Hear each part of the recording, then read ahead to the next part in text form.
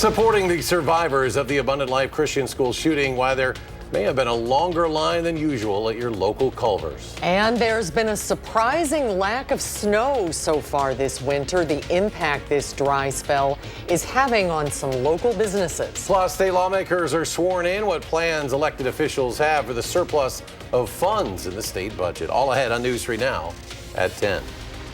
Thanks for joining us, everyone. We begin tonight with the community coming together. Today, Culver's across Wisconsin are donating a percentage of their sales to support the Abundant Life Christian School Recovery Fund. That has led to scenes like this, cars lining city blocks at all the Culvers to help out. The ALCS fund is dedicated to providing immediate and long-term support for those impacted by the deadly shooting at the school. I was just thinking about how times like these, you really see what community this town has to offer, this whole city, and I think everyone in line probably has been thinking about that tonight as well. So I think we're all happy to wait. Now, if you'd like to donate but couldn't make it out tonight, you can make a contribution by texting HELP for ALCS to 40403. Well, the temperatures outside certainly feel like January. Snow doesn't look to be in the cards, though, in the forecast this week. Is that right, Alex? Yeah, the temperatures out here right now, like you were saying, Susan, they're dropping a little bit colder than we were forecasting because we got clear skies. And then with the snow, not very good chances, unfortunately, this week.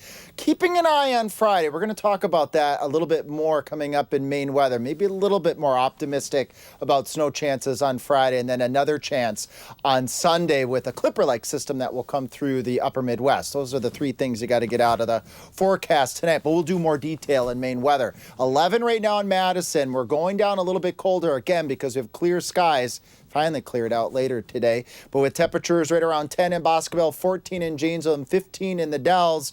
This is what we would expect for January, as we were saying, but it certainly feels cold, but it could be colder because we don't have the wind out there right now. Temperatures tomorrow will get back up into the 20s as a weak cold front comes through, then some colder temperatures on the way, and a little bit more about that optimism that I have here for Friday. Might have to up the snow chances, which would be good news. Alex, thank you. New Lisbon police are continuing their search for a man who's accused of killing 3 people last week. Officials say Virgil Thu has not been located. Now, the last confirmed location for Thu was near Orange Road and McEwen Road in New Lisbon back on New Year's Day. Thu currently has a warrant issued through Juneau County for 3 counts of first-degree intentional homicide and a warrant through Wisconsin probation and parole. He's considered armed and dangerous. Law enforcement asks that if he is seen, do not approach, do not confront him. Simply call 911. The man accused of killing a 39-year-old woman who pleaded no contest to those charges, Jose Luis Gonzalez, is charged with first-degree intentional homicide in the death of Dora Gonzalez Zarate. She was found on May 24th of 2022 with a gunshot wound to the head. According to a criminal complaint, Gonzalez and Zarate were in a romantic relationship she was trying to get out of. Gonzalez's sentencing hearing now set for January 13th. A fisherman in Marquette County has died after falling through the ice this morning. Marquette County Sheriff's Office says the man fell through at Lawrence Lake. That's in Westfield. About 10 a.m. Sheriff's deputies, along with local fire and emergency personnel, responded. The man's name is being withheld pending notification of family. An Arctic blast of ice, snow, and wind is gripping a large chunk of the country from the Rockies to the coast of Maine. Across the Midwest to the Mid-Atlantic on up, millions of Americans are on alert as a winter storm brings snow and frigid temperatures. Thousands of flights were delayed or canceled today due to the storm's wide reach. But it's not all shoveling and strife. Families in Terre Haute, Indiana hit the hills for some wintry fun, and the nation's capital set aside the mudslinging for some snowball throwing. But here at home, it was a dry end to 2024, and that trend continues into the new year. For landscaping and snow removal businesses, it's been a rough winter. No snow, no work. According to our First Warn weather team, this winter we've had 9.4 inches of snow so far, and our average is nearly double that. One local business owner says they're feeling the impacts from the lack of snow. By us not getting no snow, it really goes against what we prep and prepare for, and it's really hard to keep employment, guys on board to to fulfill those roles when it does snow, because if we're only getting 1 or 2 snows in a season or in a month, that really hurts the foundation of what we built. Jackson adds that preparation for the winter season starts several months ahead of time. After a relatively slow start to respiratory virus season, the U.S. is kicking off 2025 with a surge in several illnesses. According to the latest CDC data, 40 states, New York City and Washington, D.C. are reporting high or very high levels of flu activity. Emergency department visits for RSV and flu are very high and are increasing for COVID-19 from low levels nationally. Doctors say it's not too late. Vaccines for COVID-19 and flu are still available for everyone. RSV for those who are at high risk. And along with those illnesses, whooping cough continues to surge with the highest number of cases the U.S. has seen in years. According to preliminary CDC data, there have been more than 33,400 cases reported last year through December 21st. Early treatment with antibiotics may lessen the severity of the infection, but experts say this disease is also preventable through vaccination. Prior to the 1940s, when vaccinations were not that common in the United States, about 9,000 kids would die per year in the United States. Now, those at highest risk of getting severely sick include young children, those with certain medical conditions like asthma, and anyone with a weakened immune system. UW-Madison is looking for participants to join a study testing how vaping affects heart and lung health. Researchers are looking for more than 350 adults who vape regularly to complete this 3-year-long study.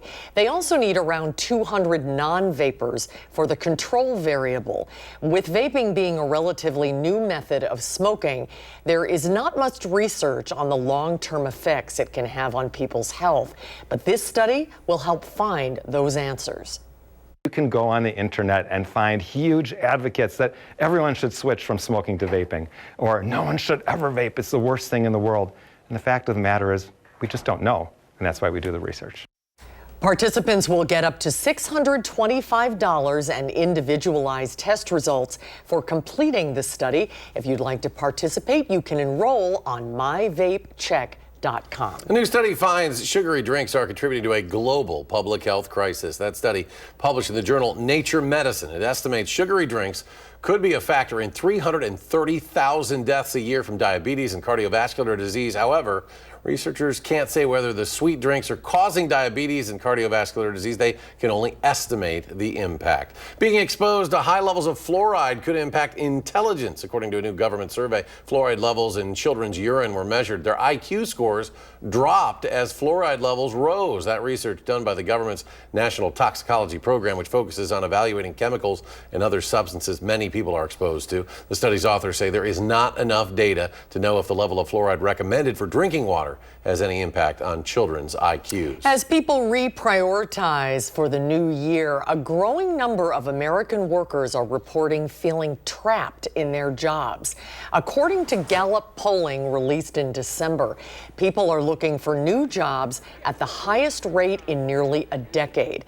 But in a cooling labor market, along with a low unemployment rate, there's fear that those opportunities may not be there.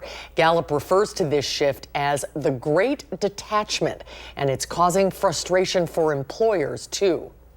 18% of people in their latest report are actually engaged at work. So that means you've got 82% of your people as an employer who are saying, not feeling it. Experts recommend, if you're not feeling it and ready to make a move, to not rely on one-click job applications with the same resume each time to land you that dream position. Lawmakers return to the state capitol this afternoon to be sworn in for the new session, and already they're laying out their plans for the next 2 years. Republican lawmakers like Assembly Speaker Robin Vos want to spend down part of the state budget surplus in tax cuts back to Wisconsinites, using money left over from last year. Now, Republicans want to get that done before the budget process, but Governor Tony Evers tells us an agreement between he and Republicans may be hard to come by. It's unlikely, but you never know. We'll take a look at it. The money that we set aside for that tax cut will not be spent by this legislature on other wants, no matter how many special interests or tax and spend politicians apply pressure to get it out of the Treasury's hands. We also learned from the governor that he plans to put a ballot referendum proposal in his budget draft like California does it. And that would allow Wisconsinites to add petitions for new state laws to the ballot directly. When we come back, Alex breaks down our chances for snow this week. And the U.S. Congress has now certified the 2024 election. The disparity in proceedings as lawmakers talk about pardoning the rioters from January 6, 2021. Stay with us.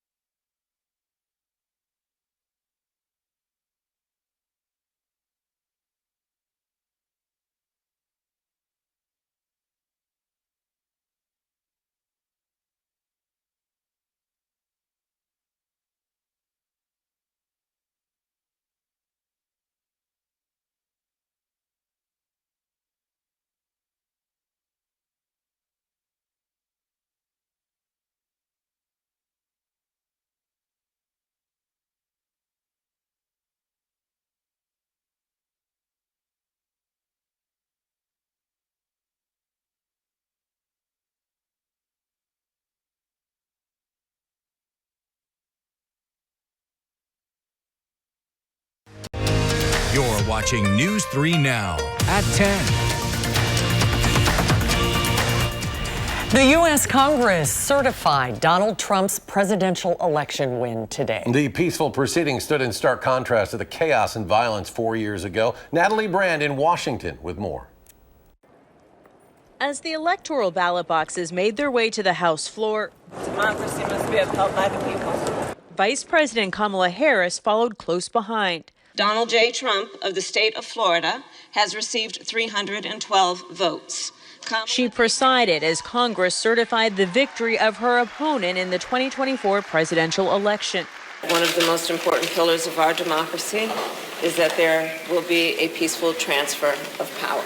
With no objections from the chamber, the traditional proceeding stood in complete contrast to the scene 4 years ago, when rioters stormed the Capitol, ransacking offices and leaving more than 140 officers injured. Democratic leaders say January 6, 2021 cannot be forgotten.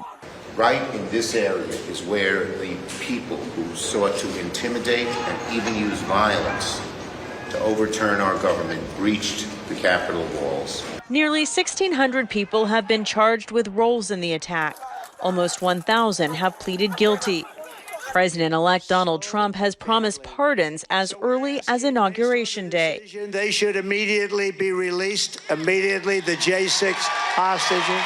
Critics say that would set a dangerous precedent and undermine the rule of law. I think it would send a terrible message to, as one of your first acts as president, to pardon people who attacked police officers here, who tried to interfere with a peaceful transfer of power. Republican House Speaker Mike Johnson ignored questions about pardons, but talked about moving forward on the president-elect's priorities. We will be passing border legislation here one way or the other. New CBS News polling shows 4 years later, the January 6th Capitol attack continues to be met with disapproval from a large and bipartisan majority of Americans, though Republicans' disapproval has softened.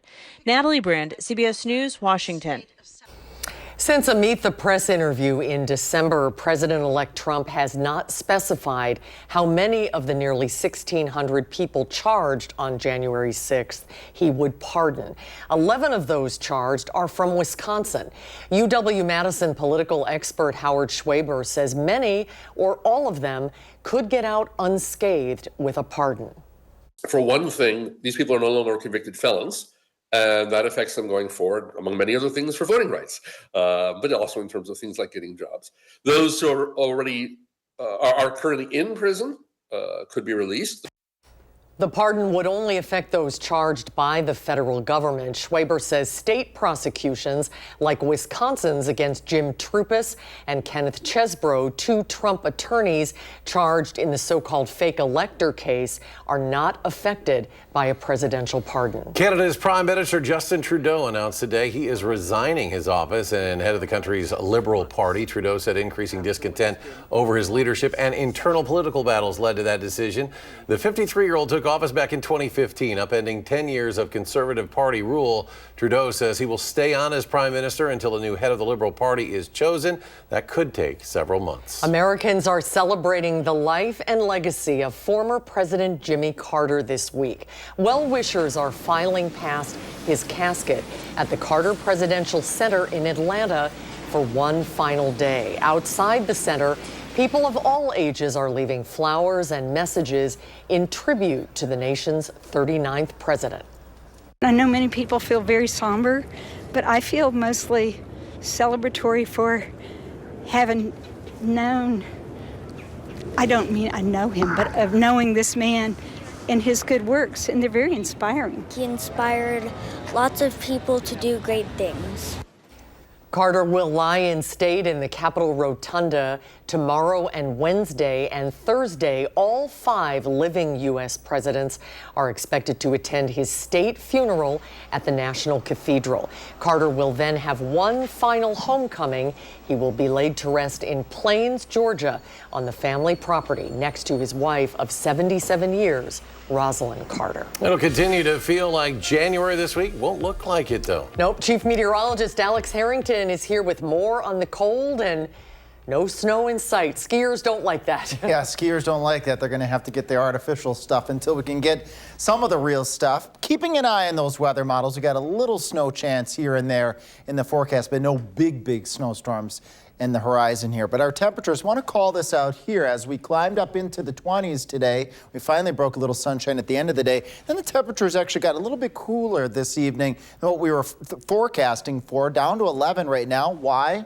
It's clear. That's why we got the clear moon symbol right there. Good news is that the wind chill is 11, temperature's 11 because the winds are relatively light this time around. 13 in Middleton, 12 in Waunakee, 14 in Oregon, and 14 out to the west in Cross Plains. A little cooler in the Wisconsin River Valleys. It tends to be 15 in Prairie du Chien, 15 in the Dells, and hanging on to 12, and then 17 in Monroe, down towards the Wisconsin-Illinois border. Temperatures here, they're a big part of our weather story again. Feeling like January, not really looking like that with the grass that's out there, brown grass out there. We got 28 as our normal high, 27 is the normal high at the end of the 10-day period. We're at or below normal, so no big warm-ups anytime soon. We've been seeing a lot of swings with our temperature, not a lot of swings in terms of us getting back up into the 40s and 50s, so no January thaw anytime soon. The snow, we got to look really off to the east here to find just a little bit of it, and a little bit of lake effect snow. Still part of that weather system that we were talking about earlier in the newscast, brought some winds off the lake to bring a little bit of snow over towards Kenosha and Racine. In the month of January, we generally average about 14 inches of snow. Now you're probably thinking, well, Alex, it's just the beginning of January. That's very true. We've only had a trace, but as we go back in history, remember last year we got 22.8. Last year, 1 week from now, actually, we had those 2 snowstorms back to back. But I'm not seeing any big snowstorms in the near future, maybe getting a little bit more active towards the end of the month. Why is this the case? Well, our jet stream really bulges over portions of the northern Pacific. It dips down to the south, and then we have one branch that also goes off into Canada. And then we get these reinforcing high pressure systems. We get the cold air, we get the gusty winds, we get the cold wind chills, but the snow goes to the north and the snow goes to the south. And then it turns out looking something like this, where we have a hole here across Minnesota and Wisconsin. No snow. Here's that big snowstorm that they just had Sunday going on into today. Some places picking up 13, 18 inches of snow. We got snow up in Canada, but nothing really here in Wisconsin. Small chance of snow on Friday. We were tracking this earlier today in the newscast. This is an optimistic weather model bringing snow chances to southern Wisconsin. As we go out into the future here with that, maybe an inch or two. I think 2 to 4 is optimistic, but we're going to keep an eye on that.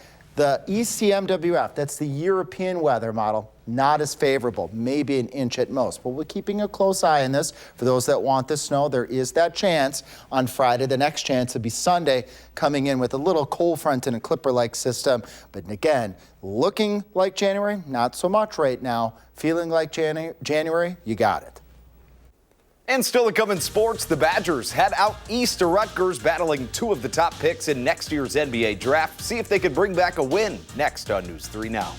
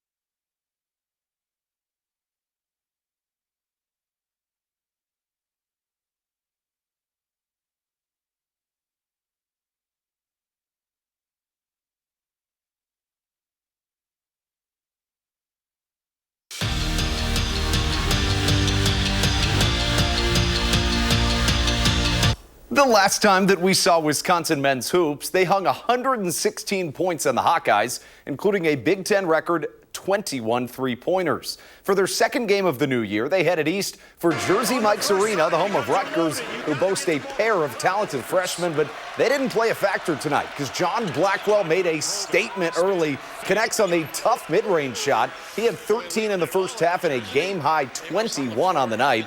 And then in the second half, a 6-point game, make it 9. Max Klesmit from the corner, but that was his only bucket of the night because just a few minutes later, he would leave the game with an ankle injury. Greg Gard said he'd be fine, but the Knights, they wouldn't go away. Still a 6-point game. Late, and Steven Crow with the put-back jam. He's been great of late. He had 18 points, and ultimately, the Badgers were too much. They'd win it 75-63. Well, the Bucks have lost 4 of 5, trying to change that in Toronto. Third quarter, Milwaukee up big, and there's a reason they call Damian Lillard Dame Dollar, and it's not just because it's his rap name. It's because he is cash money from deep. Lillard with 2 threes in the third quarter here, including that 4-point play. He finished with a team-high 25, but Giannis, he got his 2. Milwaukee up 22, and the Freak throws it down. He only scored 11 points, but it was no problem. The Bucks won it 128-104. Losing to the Bears, especially at Lambeau, is not exactly the way the Packers plan their runway into the postseason. But as Matt LaFleur said, when you make a mistake, you have to just face the music and prepare for a brand new season that starts Sunday in Philadelphia. The Pack play the Eagles in the wild card round at 3:30 on Fox, a game that Jordan Love is expected to play in. Love and LaFleur will spend the next week preparing for an Eagles team that they lost to in Week 1.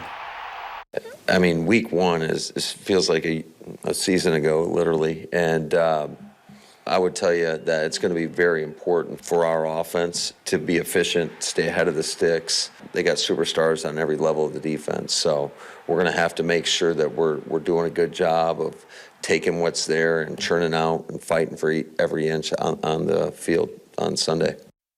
And of course, it's fantastic news that Jordan Love's injury doesn't seem like it's going to affect his status for Sunday, but the incredibly bad news, he will be without his top target for the rest of the year. One of his top targets, wide receiver Christian Watson, tore his ACL in yesterday's loss to the Bears. Matt LaFleur called it a big loss, adding, "I hurt for him." And the Madison Mallards and the Madison Nightmares have unveiled their schedules for the upcoming summer. Fresh off of a trip to the Northwoods League playoffs, the Mallards begin their season at the Duck Pond on May 26th against Fond du Lac, while the Nightmares open their season at Wausau on June 11th. Their home opener is the following day on June 12th. We'll be right back.